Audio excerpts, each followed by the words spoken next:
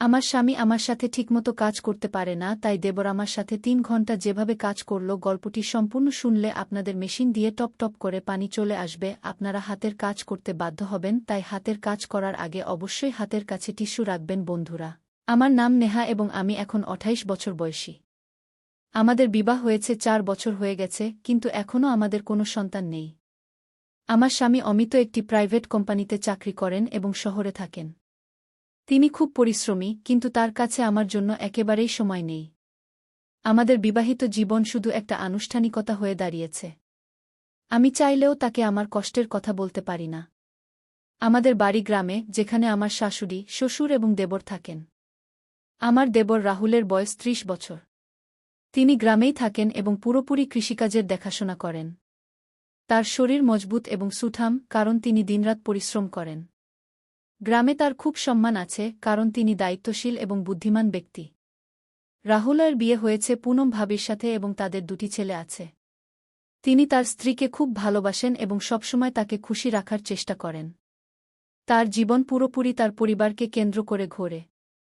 যখনই আমি তাকে দেখি, ভাবি যে আমারও যদি এমন জীবন হতো, কিন্তু আমার ভাগ্য অন্য রকম ছিল। বিয়ে হয়ে ৪ বছর হয়ে গেছে, কিন্তু এই ৪ বছরে আমি বিবাহিত জীবনের সেই সুখ কখনো অনুভব করিনি যা প্রতিটি মেয়ে আশা করে। আমার স্বামী অমিত তার কাজে এতটাই ব্যস্ত থাকে যে তার কাছে আমার জন্য সময় নেই। কখনো তাকে অন্য শহরে যেতে হয়, আবার কখনো তিনি পুরো মাসের জন্য বাইরে থাকেন। আমি শুধু দিন গুনি, কখন তিনি ফিরবেন, কখন আমি তার ভালোবাসা পাব, কিন্তু প্রতিবারই শুধুই হতাশায় হাতে আসে। বিয়ের আগে আমি সবসময় ভেবেছিলাম যে আমার স্বামী আমাকে দুনিয়ার সব সুখ দেবেন, আমাকে কোলে নিয়ে ভালোবাসবেন, আমার সাথে বসে কথা বলবেন, কিন্তু বাস্তবতা ছিল একেবারেই উল্টো। রাতে যখন আমি বিছানায় একা থাকি, তখন নিঃসঙ্গতা আমাকে কাটতে দৌড়ায়। মন চায় কেউ থাকুক যে আমার মাথায় ভালোবাসা ভরা হাত রাখবে, যে আমার চোখের দিকে তাকিয়ে আমার কষ্ট বুঝবে, কিন্তু এমন কেউ ছিল না। অন্যদিকে যখন আমি দেবরকে দেখি, তখন আমার মনে অদ্ভুত অনুভূতি জন্ম নেয়। তিনি একজন আদর্শ স্বামী, তার স্ত্রীর সব রকম যত্ন নেন। ভাবির ছোটবড় সব প্রয়োজনের খেয়াল রাখেন। ক্ষেতের কাজে যতটুকু সময় পান তা পরিবারটির সাথে কাটান। ভাবি যখনই তাকে কিছু বলেন, তিনি মনোযোগ দিয়ে শোনেন এবং তার সব ইচ্ছা পূরণ করার চেষ্টা করেন। আমি অনেকবার দেখেছি যে ভাবি যখন ক্লান্ত থাকেন, তখন দেবর নিজেই কাজে হাত লাগান। কখনো তার জন্য চা বানিয়ে আনেন, কখনো তার মাথায় আদর করে হাত বুলিয়ে দেন। বাড়িতে যখনই হাসিমজাক হয়, তখন দেবর তার স্ত্রীর সঙ্গেই বসে থাকেন। ভাবির চোখে সেই সন্তোষ স্পষ্ট ঝলকে, যা একজন স্ত্রী তার স্বামীর ভালোবাসা থেকে পায়, এবং এই জিনিসটাই আমাকে ভিতরে ভিতরে জ্বালাতে শুরু করেছিল। আমি নিজেকে বোঝাতে চেষ্টা করতাম যে এমন ভাবনা ভুল, কিন্তু মনকে নিয়ন্ত্রণ করা এত সহজ ছিল না। যখন আমি দেবর এবং পুনম ভাবিকে হাসতে, কথা বলতে, একে অপরের সাথে খুশি দেখতাম, তখন আমার মনে এক অদ্ভুত জ্বালা উঠত। মনে প্রশ্ন আসত, কেন অমিত আমার সাথে এমন আচরণ করেন না? অনেকবার এই ভেবে চোখে জলও আসত যে যদি আমার বিয়ে দেবরের সাথে হতো। যখন আমি পুনম ভাবিকে তার সাথে দেখতাম, তখন মনে এই প্রশ্ন উঠত যে আমি যদি তার জায়গা হতাম, তাহলে কি আমিও এত ভালোবাসা পেতাম? দেবর কি আমাকেও ততটাই খুশি রাখতেন যতটা তিনি তার স্ত্রীকে রাখেন? এটা ভুল ছিল, কিন্তু এটা আমার মনে বারবার আসত। রাতের নীরবতা আমার নিঃসঙ্গতাকে আরও গভীর করে তুলত। যখন পুরো বাড়ি ঘুমিয়ে পড়ত, তখন আমি পাশ ফিরতে থাকতাম। কখনো চোখ বন্ধ করলে দেবরের হাসি মনে পড়ত, কখনো ঘুমাতে চেষ্টা করলে তার শক্তিশালী হাতে খেতে কাজ করার দৃশ্য চোখের সামনে ভেসে উঠত। যখন অমিত বাড়ি আসতেন, তখনও তিনি শুধু ফোনে ব্যস্ত থাকতেন। আমি অনেকবার চাইতাম যে তিনি আমার দিকে তাকান, আমার পাশে বসেন, আমার সাথে ভালোবাসা ভরা কথা বলেন, কিন্তু এমন কিছুই হতো না। বিবাহিত হয়েও আমি কোনো অবিবাহিত মেয়ের মতো ভালোবাসার জন্য তাড় পাচ্ছিলাম। আমার মনে বারবার এই প্রশ্ন উঠত যে যদি আমার স্বামী আমাকে ভালোবাসা না দেন, তাহলে কি আমি সারা জীবন এভাবেই একা থাকব? আমার কি জীবন অন্যের সুখ দেখে জ্বলতে জ্বলতেই কাটাতে হবে? আমি তো আগেই একা ছিলাম। তখনই আমার স্বামী বললেন যে তাকে কাজের সূত্রে অন্য শহরে যেতে হবে। প্রতিবারের মতো এবারও তিনি যাওয়ার সময় বলেছিলেন, নেহা, নিজের যত্ন নিও, বেশি চিন্তা করো না, আমি তাড়াতাড়ি ফিরব। কিন্তু আমি জানতাম যে তাড়াতাড়ি মানে কমপক্ষে ১ মাস তো হবেই। তার কথাগুলো এখন আমার কাছে ফাঁপা মনে হতে শুরু করেছিল। আমি কোনো অভিযোগও করতে পারতাম না, কারণ আমি নিজেকে বুঝিয়ে নিয়েছিলাম যে তার প্রাথমিকতা শুধু তাদের কেরিয়ার, আমি এখন নয়। বাড়ির সমস্ত কাজ এবং দায়িত্ব আমার এবং পুনম ভাবির ছিল। সারাদিন কাজে ব্যস্ত থাকতাম, কিন্তু মন তো সেখানেই ঘুরে বেড়াত জেঠির দিকে। সেদিন সকালের সময় ছিল। আমি উঠোনে কাপড় ধুচ্ছিলাম। সূর্যের হালকা রশ্মি সাদা চাদরের উপর পড়ছিল এবং ঠান্ডা বাতাস বইছিল। আমি বালতিতে কাপড় ভিজিয়ে রেখেছিলাম, কিন্তু যেই আমি কল খুললাম পানি আসল না। আমি বেশ কয়েকবার চেষ্টা করলাম, কিন্তু পানির এক ফোঁটাও পড়ল না। আমি এদিক ওদিক দেখলাম এবং দেখলাম যে জেঠজি ক্ষেত থেকে ফিরছিলেন। কপালে ঘামের ফোঁটা চকচক করছিল এবং তার শক্তিশালী শরীর, যা পরিশ্রমে গড়া হয়েছিল, সূর্যের আলো ঝলমল করছিল। আমি সংকোচের সাথে বললাম, জেঠজি, দেখুন না কল থেকে পানি আসছে না, একটু দেখুন কি হয়েছে কি। তিনি আমার কাছে এলেন এবং কিছু না বলে কলের দিকে ঝুঁকে গেলেন। আমি দেখলাম তার শক্তিশালী বাহু নড়ছিল যখন তিনি কল ঘুরাচ্ছিলেন। তার চওড়া কাঁধ এবং ঘামে ভেজা টি-শার্ট আমার হৃদস্পন্দন বাড়িয়ে দিচ্ছিল। আমি নিজেকে থামাতে চাইছিলাম, কিন্তু তার পুরুষত্ব, তার পরিশ্রম, তার প্রভাব, কিছু তো ছিল যা আমাকে আকর্ষণ করছিল। যেই পানিটি বইতে শুরু করল, আমি তাড়াতাড়ি আমার হাত বালতিতে ডুবিয়ে দিলাম, কিন্তু আমার কবজি তার হাতে ছুঁয়ে গেল। একটা হালকা শিহরণ পুরো শরীরে ছড়িয়ে গেল। তিনি আমার দিকে তাকালেন, আমি ঘাবড়ে গেলাম এবং মাথা নিচু করে নিলাম। এখন পানি আসছে, দেখে নাও। তিনি হাসলেন। থ্যাংক ইউ, আমি আস্তে করে বললাম এবং তাড়াতাড়ি কাপড় ধুতে লাগলাম, কিন্তু আমার হাত কাঁপছিল। সেদিনের পর থেকে আমি বারবার তাকে দেখতে লাগলাম। যখন তিনি খেতে কাজ করতেন, আমি লুকিয়ে জানালা দিয়ে দেখতাম। যখন তিনি কুর্তা বদলাতেন এবং তার শক্তিশালী বুক দেখা যেত, তখন আমার গাল লাল হয়ে যেত। মনে অদ্ভুত অস্থিরতা হতে লাগত। আমি কি তাকে ভালোবাসতে শুরু করেছিলাম, নাকি এটা শুধু আমার একাকিত্ব ছিল, যা আমার অনুভূতিকে বিভ্রান্ত করছিল? অনেকবার আমি ইচ্ছা থাকা সত্ত্বেও তার কাছে যাওয়া থেকে নিজেকে বিরত রাখতাম, কিন্তু তবুও আমার চোখ অনিয়ন্ত্রিত ছিল। আমি জেনে শুনে সেই সব জায়গায় যেতে শুরু করলাম, যেখানে তিনি থাকতেন, কখনো রান্নাঘরে, কখনো উঠোনে, কখনো কুজোর পাশে। এবং আমি লক্ষ্য করলাম যে তার চোখও আমাকে খুঁজতে শুরু করেছিল। একদিন যখন আমি উনুনে রুটি বানাচ্ছিলাম, তখন জেঠজি সেখানেই বসেছিলেন। আমি হালকাভাবে আটায় মাখা হাত আমার চুলে বুলিয়ে দিলাম এবং আমার বেনি খুলে গেল। চুল আমার কোমরে পড়ে গেল।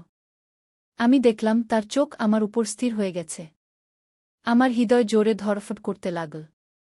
আমি জেনে শুনে আমার ওড়না ঢিলা করে দিলাম, যাতে আমার কাঁধ হালকাভাবে দেখা যায়। আমি ভাবলাম দেখি তার চোখে কোনো পরিবর্তন আসে কিনা এবং তার চোখে একটা গভীর চমক ছিল। তিনি তার চোখ সরানোর চেষ্টা করলেন, কিন্তু পারলেন না। সেই সন্ধ্যায় বৃষ্টি হচ্ছিল। আমি ছাদ থেকে কাপড় নামাতে গেলাম। তখনই বিদ্যুৎ চমকাল এবং আমি ভয়ে পিছনে সরে গেলাম। পিছলে পিছলে আমি পড়তেই যাচ্ছিলাম যে একটি শক্তিশালী হাত আমাকে ধরে সামলে তার ভারী কণ্ঠস্বর আমার কানে পড়ল। আমি উপরে তাকালাম, জেঠজি আমার খুব কাছে দাঁড়িয়েছিলেন। তার হাত এখনও আমার কোমরে ছিল। তার শরীরের উষ্ণতা অনুভব করা যাচ্ছিল। তার চওড়া বুক থেকে আসা হালকা ঘামের গন্ধ অদ্ভুতভাবে ভাল লাগছিল। আমি কিছু বললাম না। তিনিও তার পাক শিথিল করে দিলেন, কিন্তু আমাদের চোখ একে অপরের থেকে সরছিল না। সেই মুহূর্তে আমি বুঝতে পারলাম যে এটা শুধু আকর্ষণ ছিল না, আমার হৃদয় কবেই তার সীমা ছাড়িয়ে গিয়েছিল। সেদিনের পর থেকে কিছু বদলে গিয়েছিল, বা হয়তো আমিই বদলে গিয়েছিলাম। আগে যেখানে আমি আমার স্বামীর ভালোবাসার জন্য তর্ষে থাকতাম, এখন আমার চোখ অন্য কাউকে খুঁজতে শুরু করেছিল। আমি চাইলেও তাকে উপেক্ষা করতে পারছিলাম না। তার শক্তিশালী দেহ, তার গভীর চোখ, তার আপনত্ব, সবকিছু আমাকে তার দিকে টানছিল। তিনি আগেও একই রকম ছিলেন, কিন্তু আমি প্রথমবারের মতো তাকে এই দৃষ্টিতে দেখছিলাম। মনে প্রশ্ন উঠছিল, এটা কি শুধু আমার একাকিত্বের প্রভাব ছিল, নাকি সত্যিই আমার হৃদয়ে তার জন্য কোনো বিশেষ জায়গা তৈরি হয়েছিল? আমি এই প্রশ্নগুলোর সাথে লড়াই করতাম, কিন্তু উত্তর কখনো পরিষ্কার হতো না। যখনই আমি নিজেকে বোঝাতে চেষ্টা করতাম, কোনো না কোনো ঘটনা আমাকে আবার সেই মোড়ে নিয়ে আসত, যেখানে আমার হৃদস্পন্দন দ্রুত হয়ে যেত। এখন আমি চাইতাম যে জেঠজি আমার সাথে কথা বলুন, আমি চাইতাম যে তিনি আমার দিকে তাকান, আমার যত্ন নেন যেমন তিনি ভাবির নিতেন। কিন্তু তিনি তো আমার সাথে তেমনি আচরণ করতেন, যেমন আগে করতেন, সম্মান এবং মর্যাদার সাথে। এই বিশ্বাসটাই আমাকে আরও অস্থির করে তুলছিল। আমি তার কাছে শুধু তার ছোট ভাবি ছিলাম, এর বেশি কিছু নয়। কিন্তু আমি এখন শুধু তার ছোট ভাবি হয়ে থাকতে চাইতাম না। অনেকবার আমি চেয়েছিলাম যে তাকে কিছু বলি, কিন্তু বলতাম কি? আমি তাকে বলতে পারতাম যে আমার মন তার দিকে টানছে। একটি সন্ধ্যায় আমি উঠোনে একা বসেছিলাম। জেঠজি কাছেই চেয়ারে বসে তার ফোনে কিছু দেখছিলেন। পরিবেশ শান্ত ছিল, কিন্তু আমার মনে অস্থিরতা চলছিল। আমি বহুবার চেয়েছিলাম তাকে কিছু বলতে, কিন্তু আমার ঠোঁট কিছু বলার আগেই কাঁপতে শুরু করত। হঠাৎ তিনি আমার দিকে তাকালেন এবং বললেন, "কি হয়েছে, নেহা? তুমি কি কিছু বলতে চাইছ?" তার কণ্ঠে সেই একই আপনত ছিল যা সবসময় থাকত। আমার মনে হলো এখন সময় এসেছে, এখন আমার মনের কথা বলে দেওয়া উচিত। আমি সাহস জোগাড় করলাম। আমি ধীরে বললাম, "জেঠজি, আপনি খুব ভালো।" তিনি একটু চমকে উঠলেন, তারপর হালকা হাসি দিয়ে বললেন, "আরে, এটা তো আমি আগে থেকেই জানতাম, কিন্তু আজ হঠাৎ এই প্রশংসা কেন?" আমি চোখ নামিয়ে নিলাম। আমি তাকে সব কিছু বলতে চেয়েছিলাম, যে আমি তার কাছে আসতে চাই, যে যখন তিনি আমার আশেপাশে থাকেন তখন আমি এক অদ্ভুত শান্তি পাই, যে যখন তিনি মাঠে কাজ করেন তখন আমি তাকে লুকিয়ে লুকিয়ে দেখি, যে যখন তিনি আমার কবজি ছুঁয়েছিলেন তখন থেকে আমার হৃদয় বেকাবু হয়ে গেছে। কিন্তু আমি কিছুই বলতে পারলাম না, শুধু হালকা হাসি দিলাম। জেঠজির প্রতি আমার আকর্ষণ এখন একটি খোলা রহস্যের মতো ছিল, অন্তত আমার হৃদয়ের কাছে। যখনই আমি তাকে দেখতাম হৃদয়ে অদ্ভুত চাঞ্চল্য হতো। তার কণ্ঠস্বর, তার হাসি, তার মাঠে কাজ করা, সবকিছু আমাকে তাকে আরও টানছিল। কিন্তু এই আকর্ষণ একতরফা ছিল। জেঠজি হয়তো কখনো অনুভব করেননি যে তার ছোট বৌদি তাকে এভাবে দেখেন। তার কাছে আমি শুধু পরিবারের একজন ছিলাম, শুধু অমিতের স্ত্রী। তিনি কখনো এমন কিছু করেননি যাতে মনে হয় যে তিনিও আমার সম্পর্কে কিছু ভাবেন, এবং এই বিশ্বাসটাই আমাকে আরও অস্থির করে তুলছিল। তারপর সেই দিন এল যখন অমিত 1 মাস পর বাড়ি ফিরলেন। আমি ভেবেছিলাম যে আগের মতো এবারও তিনি শুধু তার কাজের কথা বলবেন এবং আমাকে উপেক্ষা করবেন, কিন্তু এবার কিছু বদলে গেছে বলে মনে হল। বাড়িতে ঢুকেই তিনি জিনিসপত্র রাখলেন এবং সোজা আমার দিকে এলেন। "কেমন আছো, নেহা?" তার কণ্ঠে আগের মতো শীতলতা ছিল না। তার মুখে সেই পুরানো ভালোবাসা ফিরে এসেছিল, যা আমি বিয়ের শুরুর দিনগুলিতে দেখেছিলাম। আমি হালকা হাসি দিয়ে বললাম, "ভালো আছি। আপনি কেমন আছেন?" আমি আশা করিনি যে তিনি আমার কাছে এসে আমার হাত ধরবেন, কিন্তু তিনি তাই করলেন। তার স্পর্শ আলাদা ছিল, আগের মতো নয়, বরং আরও গভীর, আরও সত্য। "নেহা, আমি জানি যে আমি তোমাকে আগের মতো সময় দিতে পারিনি, কিন্তু এখন আমি চেষ্টা করব।" আমার হৃদয় ধড়ফড় করে উঠল। একই সেই অমিত ছিলেন যার অনুপস্থিতি আমাকে অন্য কারো দিকে টেনে নিয়েছিল। এখন আমার সামনে দুটি পথ ছিল, একটি যা আমি এতদিন ধরে দেখছিলাম, অর্থাৎ জেঠজি, এবং অন্যটি যা আমি কখনো গ্রহণ করিনি, অর্থাৎ অমিত। আমার হৃদয়ে চাঞ্চল্য শুরু হল। আমি কি এখনও জেঠজির জন্য একই অনুভূতি রাখি? সেই রাতে যখন আমি একা ঘরে বসেছিলাম, তখন আমি নিজেকে এই প্রশ্ন করলাম, এবং উত্তর ধীরে ধীরে স্পষ্ট হতে লাগল। যখন আমি আমার জীবনকে ভালো করে দেখলাম, তখন অনুভব করলাম যে জেঠজির প্রতি আমার আকর্ষণ ভালোবাসা ছিল না, বরং শুধু একটি অপূর্ণ চাহিদা ছিল, সেই চাহিদা যা আমি আমার স্বামীর মধ্যে দেখতে চেয়েছিলাম, কিন্তু কখনো দেখতে পাইনি। যখন আমি অমিতের কাছ থেকে সেই ভালোবাসা পাইনি, যা আমার প্রয়োজন ছিল, তখন আমি তা অন্য কোথাও খুঁজতে শুরু করেছিলাম। এবং সেই অন্য কোথাও আমার নিজের বাড়িতে, জেঠজির রূপে। কিন্তু জেঠজি কি কখনো অনুভব করেছিলেন যে আমি তার জন্য কিছু অনুভব করতে শুরু করেছিলাম? না। তিনি কি কখনো আমার চোখে কোনো পরিবর্তন দেখেছিলেন? না। এবং এটাই সঠিক ছিল। তিনি ঠিক তেমনি ছিলেন যেমন সবসময় ছিলেন, তার মাঠ এবং পরিবারে ব্যস্ত, তার সন্তান এবং স্ত্রীর প্রতি সমর্পিত। আর আমি এখন ধীরে ধীরে এই অনুভূতি থেকে বেরিয়ে আসছিলাম। অমিত এখন সত্যিই বদলে গিয়েছিলেন। তিনি এখন আমার সাথে বেশি সময় কাটাতে শুরু করেছিলেন।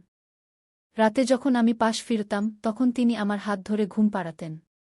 এখন যখন আমি উঠোনে বসি তখন আমার চোখ জেঠজির দিকে যায় না। এখন যখন তিনি মাঠে যান তখন আমি লুকিয়ে তাকে দেখার চেষ্টা করি না। এখন যখন তিনি আমার কাছে থাকেন তখন আমার হৃদয় জোরে ধড়কে না, কারণ এখন আমি বুঝতে পেরেছি যে আমার যে ভালোবাসা দরকার ছিল তা অন্য কোথাও নয়, আমার নিজের স্বামীর কাছেই ছিল। সবকিছু বদলে গিয়েছিল, কিন্তু একটি জিনিস যা কখনো বদলায়নি, তা হল জেঠজি কখনো অনুভব করেননি যে আমি তাকে পছন্দ করতাম। এবং হয়তো এটাই ভালো ছিল। আমার হৃদয়ে যে অনুভূতিগুলি ছিল তা এখন হারিয়ে গেছে।